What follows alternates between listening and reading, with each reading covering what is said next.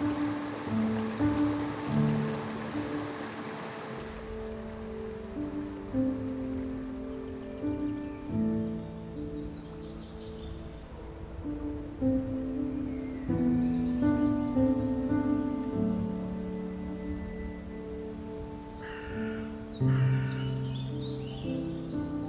went to the war in the Yemen last year. The general said, if you want to see the real war, you'll have to sit in a truck for 6 hours and climb up that hill. And I thought, you know what? I don't think I can be bothered anymore. I think there's definitely a sign of the old age creeping in on me. All those prints in the house, all those negatives, what else can I say about anything, really?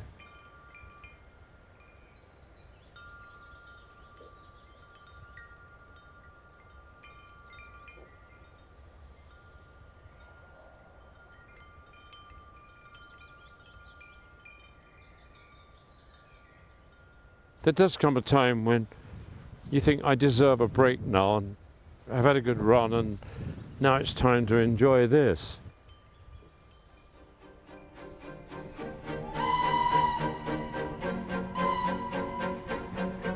As a child, there was no opportunities. I lived in a pretty miserable slum tenement in North London. The schoolmasters were very violent. I grew up with a bunch of boys who were determined to become criminals. The daily diet was violence and theft.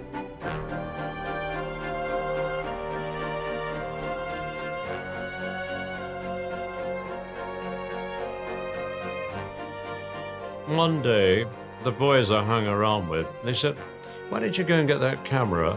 Never take any pictures of it, go and get that camera. So I ran up the house and got the camera. And there was a derelict building at the end of my street. So I said, jump up there, and they jumped up there. One of the people in the building said, why don't you take this to the Observer newspaper? And in doing so, the Observer said, did you take these? Will you do more? And I said, yes. And the next morning, after those pictures were published, people found out where I worked, and I was offered every job in England. I thought I could levitate. I developed wings. I felt uplifted and energized. And yeah, I really didn't know what I was doing, to be honest. I didn't search to become a photographer. I think it found me. And boy, did I seize that moment. I've never, ever done a day's work without my sleeves being rolled right up to here. And I've met it head on, like two railway trucks colliding. Civil war racked Cyprus too. British troops stationed there failed to keep the peace. 3 years on, in 1964, the editor turned around in his swivel chair and said, how would you consider going to cover the civil war in Cyprus? And I couldn't believe what I was hearing. From a little boy in North London, suddenly I was on the world stage. I arrived in Cyprus, and on the way into the town, I thought, oh, something wrong with the car. I heard brrr, brrr. I thought, oh, the silencer's fallen off the car. So I get out of the car and look underneath. Silencer's perfectly happy there, but I'm underneath a huge barrage of crisscrossing gunfire. And then I started seeing people running out of a cinema with children covered in blankets and old ladies running with mattresses from beds, thinking that would protect them.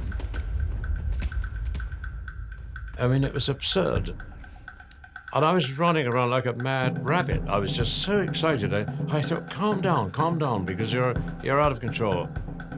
And I photographed an old lady, and I looked at this old lady, and I thought, if someone doesn't deal with her swiftly, she's gonna die. And I ran over, and I swooped this old lady up under my arms, and I ran away with her. I was like mad. It's just something that makes you say, fuck this, I can't allow to see this old lady killed.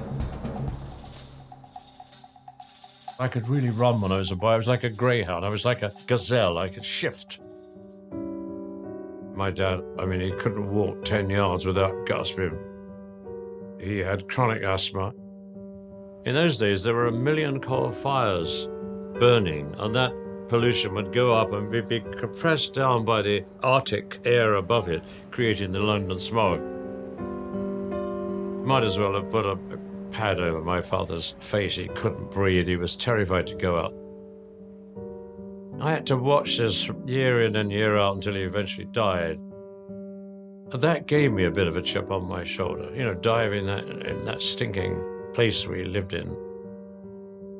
I wanted my father's life to mean something. The only way I can achieve that is by honoring his name. I was ready to go out there and start shouting about injustice, poverty, cruelty, and pain most of all.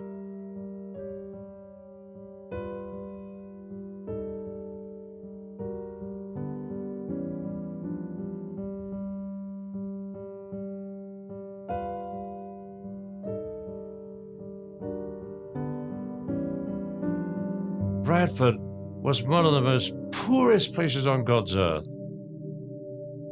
When I walked into a room in the north of England and saw and smelt the poverty, they were the rooms I grew up in. This is how my life was when I was a boy. How is it going on 25, 30 years later? England hadn't changed.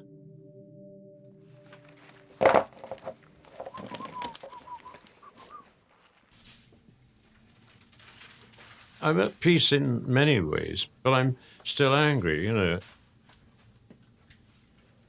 All those risks and dangers I put myself through, has it been worth it? They're very fragile, these things. I mean, I've got some pretty powerful pictures, but, you know, powerful pictures, they're piled up in my darkroom.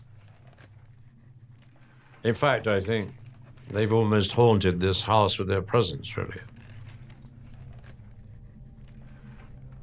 I wasn't interested in money as a young man. I was interested in recognition. So I go to the next place and bring back another harvest of tragedy. There was something not totally wholesome about what I was doing. But if you're not there, the world doesn't know.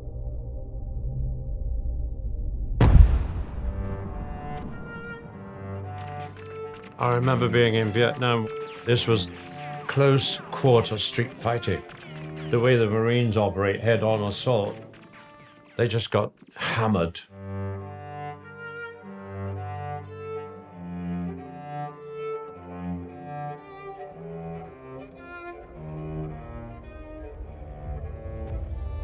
I saw this man sitting on the wall. There was shells coming in and bullets. And he was just sitting there like that with that look about him. So I said to a sergeant, "What's the matter with this man?" He said, "Oh, I don't know." And I could feel resentment right away. The sergeant didn't want to talk about this guy because he obviously hated the fact this guy had lost it. So I dropped down on my knees and did 5 frames. 5 frames, they're all identical. He did not blink or look in any other direction, but right through me. And then I left the yard, said goodbye to the sergeant, and a shell dropped in that yard. I didn't get hit, the sergeant got hit. I've always boasted in my life that I've never gambled. And of course it's a total lie, because I've gambled with the highest stakes you could gamble in my life. When you're a young man and you're ambitious, you'll walk over broken glass with bare feet to get what you want out of life. But there is a price that I wouldn't pay.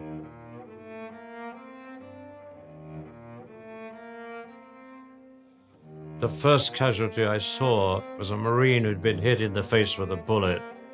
I saw him sitting by a tree with bandage, and I brought my camera up to my eye, and his eyes were saying, "No, no." He was trying to move his head in the slowest way because of the agony. He was pleading with me not to take that picture. And of course I didn't. You don't have the right to take the pictures in the first place if you really think about it. I'm a photographer, I'm a human being. I'm watching this grotesque moment, this absurd, grotesque moment. What good is it going to do if I take a picture? Photography doesn't belong to you. I'm often at war with myself, on trial with myself. You're supposed to be looking out there, but it's all coming in here, not into the camera. Who the bloody hell are you? What are you doing? You're like some invisible ghost that's there with no apparent reason. So you can see the psychology and the pressure. And I didn't go mad. Isn't that amazing? I didn't go mad. I kind of came back to Somerset, got cured.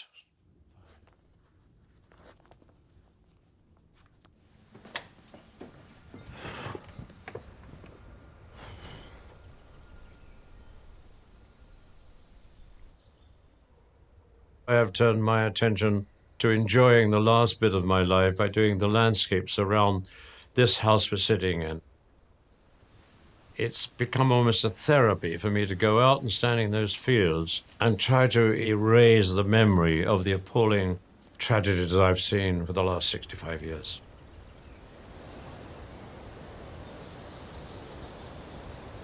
This is not quite right here, really, because, you know, you've got this kind of bunged up sky. It's got no expression, the sky. When that sun was trying to burn through just now, it started becoming interested, but no, that's all disappeared, and it's just gloomy now.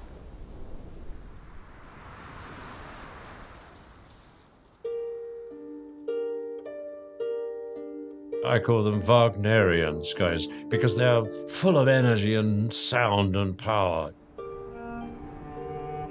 I'm in love. I'm kind of exuding passion, and I'm thirsty for the love of the landscape and the energy. Because if you're eating the best thing you've ever tasted, or you're embracing the most beautiful woman you've ever embraced, that is a recipe for mightiness, you know.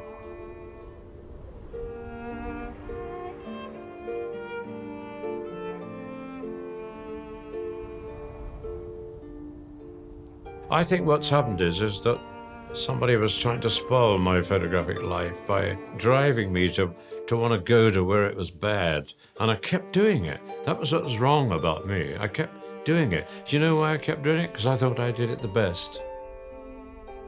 I thought I gave a clear indication of what you were expected to see from one of my pictures. I was not going to give you a free ride, because it was about something very special, the loss of a human life. I've struggled all my life with this guilt that I survived. And the chip I've had on my shoulder has always been for the victims in my photographs. I've always wanted to take their side and represent them. I've always wanted to be their voice. I've often thought to myself, you haven't succeeded. The world hadn't changed.